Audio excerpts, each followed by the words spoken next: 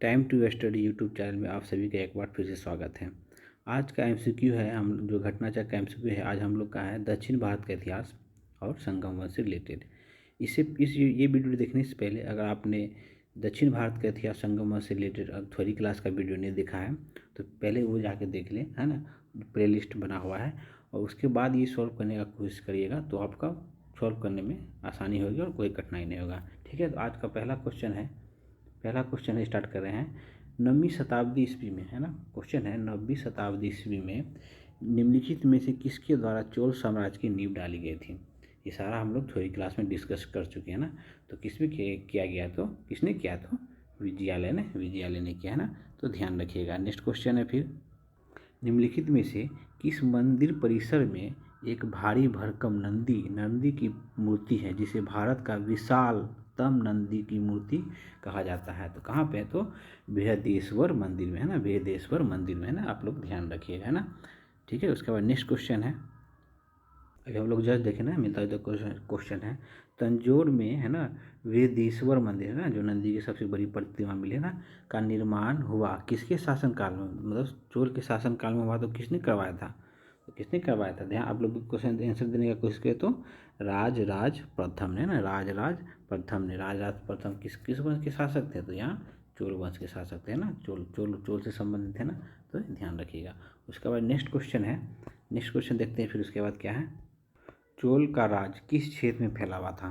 तो हम लोग देखे थे ना, चोल का राज किस क्षेत्र में फैला था, तो ये कोरमंडल के तट और दक्कन के कुछ भागों में, है ना। हम लोग थोड़ी क्लास में इसके बारे में विशेष विवरण कर चुके हैं ना, आप लोग देख लीजिएगा ना। उसका नेक्स्ट, चोलों की राजधानी थी, मतलब नेक्स्ट क्वेश्चन में क्या है, चोलों की राजधानी थी।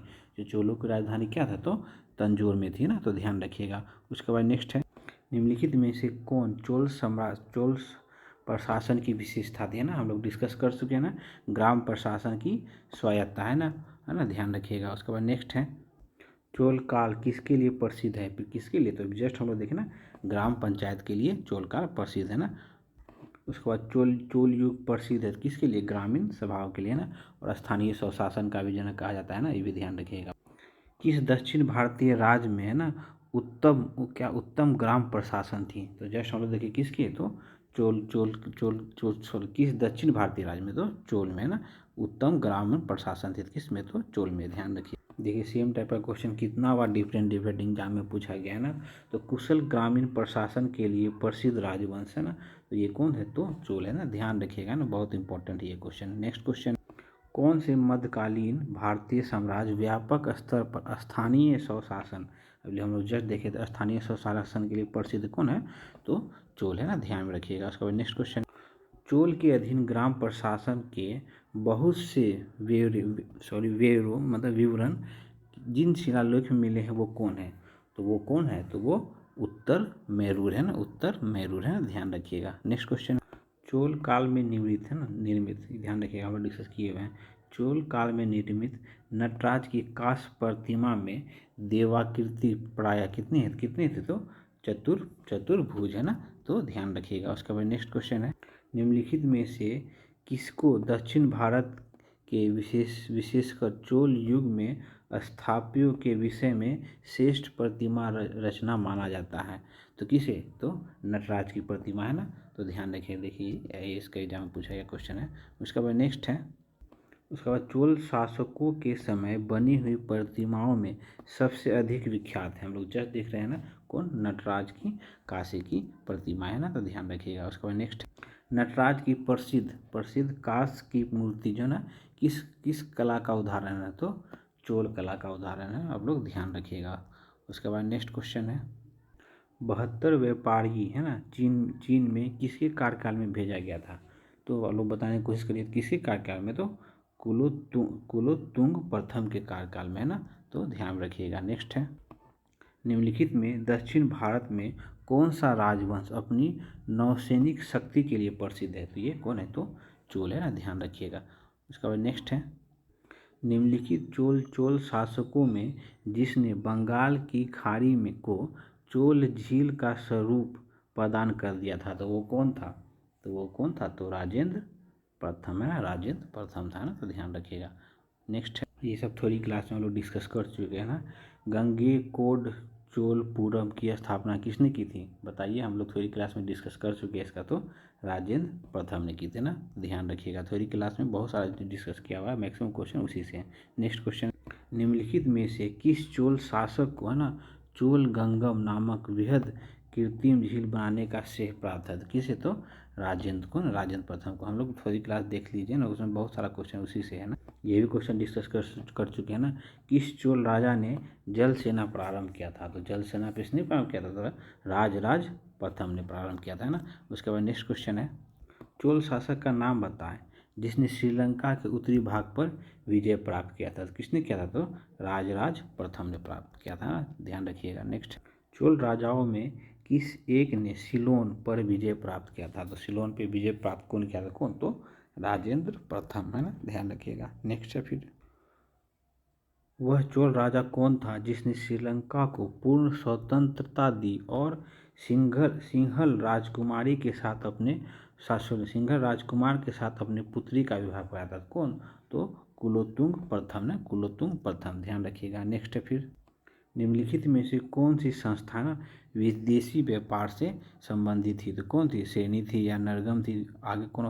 नाना देशी, मणिग्राम, है ना। कौन है? तो ये दोनों था, नाना देशी और मणिग्राम, है ना, ये दोनों था ना, ध्यान रखिएगा। नेक्स्ट है फिर, प्राचीन भारत का निम्नलिखित में से कौन सा महत्वपूर्ण व्यापार केंद्र उन व्यापार मार्ग पर था जो कल्याण के बेगी से जोड़ता था?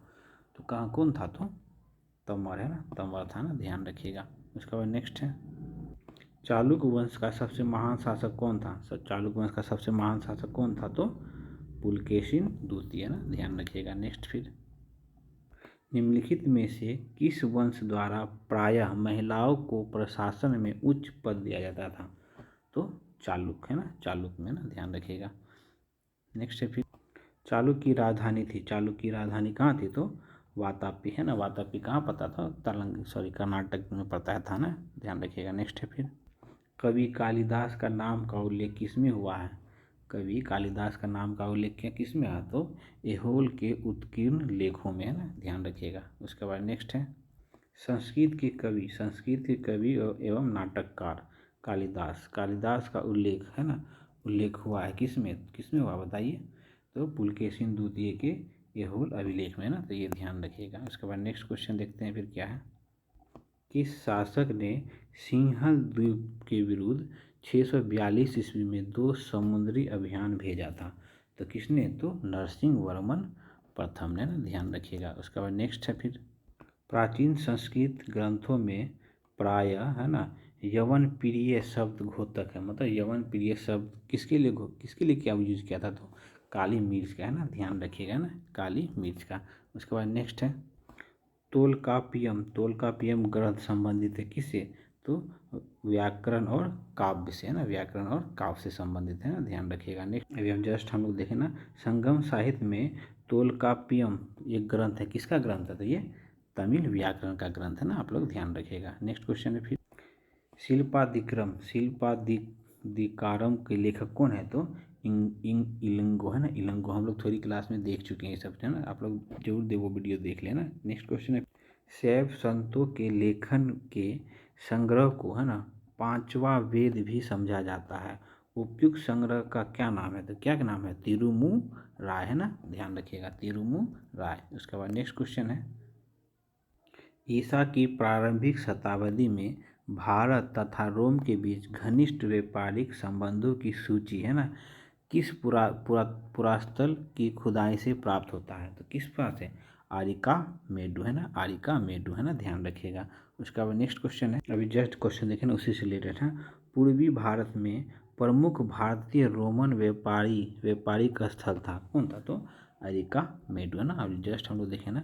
उसके बाद नेक्स्ट क्वेश्चन है, निम्नलिखित में से कौन सा बंदरगाह, है ना, कौन सा बंदरगाह ना पोडुके नाम से क्या है, the principal of the European sea के लेखक को ज्ञात था? तो ये जो बुक लिखा था ना, द प्रिंसिपल ऑफ द इरिथियन सी, तो ये तो जान रहे हैं ज्ञात लेखक ने क्या था? तो इस पुस्तक में एक बंदरगाह का वर्णन है ना, किस नाम से? तो पेडुकू के नाम से। तो वो कौन सा बंदरगाह है? तो अरिका मेडू, है ना, अरिका मेडू, है ना, आप लोग ध्यान रखिएगा, ठीक है। नेक्स्ट क्वेश्चन है फिर, रोमन बस्ती है ना, रोमन बस्ती कहाँ से प्राप्त हुई है? तो ये कहाँ से प्राप्त है? तो अरिका मेडू से प्राप्त हुई है ना। देखिए अरिका मेडू से कितना क्वेश्चन पूछा गया ना, आप लोग ध्यान में रखिएगा। ये अरिका मेडू जो है ना, ये कहाँ पे था? कोरमंडल के तट पे स्थित था ना, तो इसलिए आप ध्यान रखिएगा ये सबको, है ना। नेक्स्ट, एम्फोरा जार है ना, एम्फोरा जार होता था, ये क्या होता था? तो लंबा एवं दोनों तरफ जो है ना हत्थेदार होता था। ये प्राचीन काल में क्या होता था ना, इसमें तेल और शराब शराब को रखा जाता था, है ना। तो ध्यान रखिएगा, कुछ इस तरह का संरचना होता था ना, इस तरह का संरचना हुआ करता था, है ना। ध्यान रखिएगा, है ना।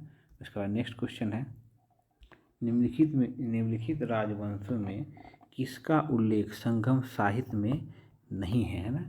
तो नहीं है ना, हम लोग जब पढ़े थे तो क्या कदम के बारे में नहीं था ना, तो ये कदम है ना, कदम का उल्लेख किस में? संगम साहित्य में नहीं है ना, कदम है ना, ध्यान रखिएगा। नेक्स्ट, धार्मिक कविताओं का संकलन है ना, कुरल, कुरल है ना, किस भाषा में है? तो तमिल भाषा में, है ना। ध्यान रखिएगा, इसी को ना बाइबिल भी कहा जाता है ना, इसी को तमिल का बाइबिल भी कहा गया ना, हम लोग थोड़ी क्लास में देख चुके हैं ना, तो ध्यान रखिएगा। उसके बाद नेक्स्ट क्वेश्चन है, निम्नलिखित तमिल ग्रंथों में किसे है ना लघु वेद की संज्ञा दी गई है? तो किसे? तो कुरल को, है ना। ध्यान रखिएगा, लघु वेद की संज्ञा दी गई है। नेक्स्ट, निम्नलिखित में से कौन तमिल रामायण या या क्या रामावतार का लेखक लेखक था? कौन था? तो कदम था ना, ध्यान रखिएगा, कम बंद है ना, ध्यान रखिएगा। नेक्स्ट है फिर, निम्नलिखित में से कौन सा एक प्राचीन भारत में व्यापारियों का निगम था ना, व्यापारियों का निगम था? तो कौन? तो मणिग्रामम, है ना, मणिग्रामम, ध्यान रखिएगा, है ना। उसके बाद नेक्स्ट क्वेश्चन है, दक्षिण भारत का प्रसिद्ध दक्षिण भारत का प्रसिद्ध कौन तक्षकोलम का युद्ध, है ना, तक्षकोलम का युद्ध किसके किसके बीच लड़ा गया? तो ये क्वेश्चन पूछ रहा था, कौन? चोल और राष्ट्रकूट के मध्य, है ना, ध्यान रखिएगा, चोल और राष्ट्रकूट के मध्य, है ना। अगला क्वेश्चन है फिर, नेक्स्ट क्वेश्चन है, संगम युग में उरैयूर किसके लिए प्रसिद्ध था? तो हम लोग थोड़ी क्लास में बहुत अच्छे से एक्सप्लेन कर चुके हैं, किसमें? तो कपास व्यापार का प्रमुख केंद्र था ना, उरैयूर संगम युग में कपास व्यापार का प्रमुख केंद्र हुआ करता था ना। नेक्स्ट क्वेश्चन है, पांड्य राज की जीवन रेखा कौन सी नदी है? कौन सी नदी है? तो बेंगी नदी, है ना, ध्यान रखिएगा। उसके बाद नेक्स्ट है, तृतीय, है ना, तृतीय संगम हुआ था, देखिए बहुत इंपॉर्टेंट, तृतीय संगम हम लोग देखे थे कहाँ? तो उत्तरी मदुरई में हुआ था। तो हम लोग तीनों रिवाइज कर लेते हैं ना। तो प्रथम कहाँ हुआ था? तो प्रथम कहाँ हुआ था? प्रथम भी मदुरई में हुआ था, मदुरई में हुआ था, किसके? अगस्त ऋषि की अध्यक्षता में हुआ था ना। फिर दूसरा कब कहाँ देखे थे? दूसरा कहाँ हुआ था? तो कपाटपुरम में हुआ था, और किसके अध्यक्षता में? तो ये भी अगस्त ऋषि की अध्यक्षता में हुआ था ना। और तीसरा संगम कहाँ हुआ था? तो उत्तरी मयूर में हुआ था, और इसके अध्यक्षता कौन थे? तो नक्कीर थे ना। तो ध्यान रखिएगा, है ना, आप लोग थोड़ी क्लास में देख लीजिए, उसमें अच्छा से लिख के समझाया गया है ना, ये इंपॉर्टेंट है। फिर नेक्स्ट क्वेश्चन है, फिर ये पॉइंट भी हम लोग डिस्कस कर चुके हैं ना, किस ऋषि के बारे में कहा गया है कि दक्षिण भारत का आर्यकरण किया था?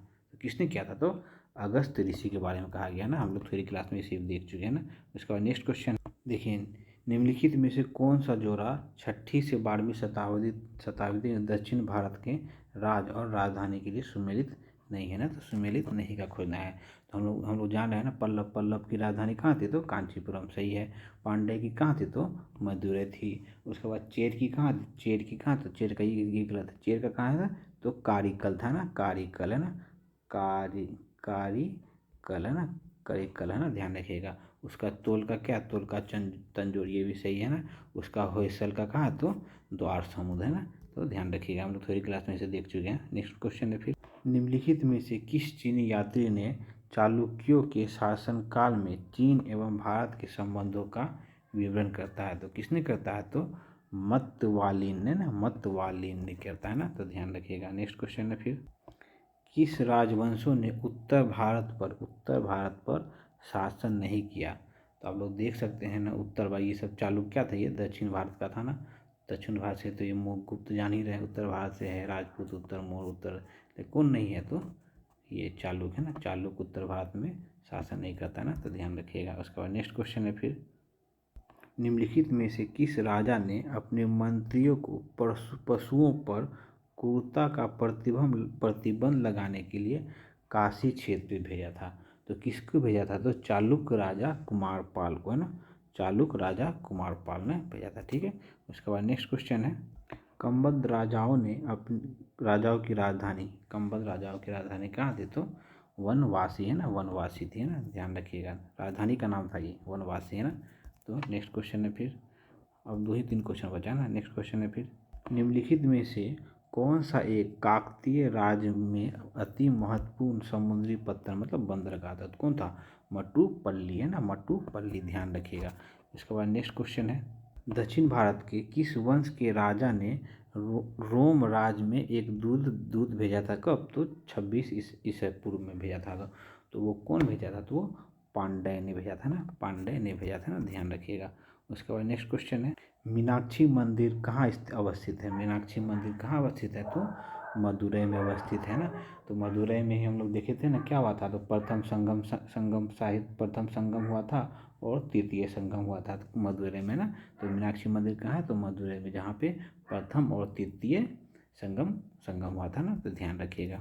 उसके बाद नेक्स्ट क्वेश्चन है, दक्षिण भारत के मंदिरों के आकर्षण का द्वार क्या कहलाता था? आकर्षण का द्वार क्या कहलाता था? गोपुरम कहलाता। क्या कहलाता था? गोपुरम कहलाता था। ये द्वार जो होता था ना, ये गोपुरम कहलाता था, है ना, ध्यान रखिएगा।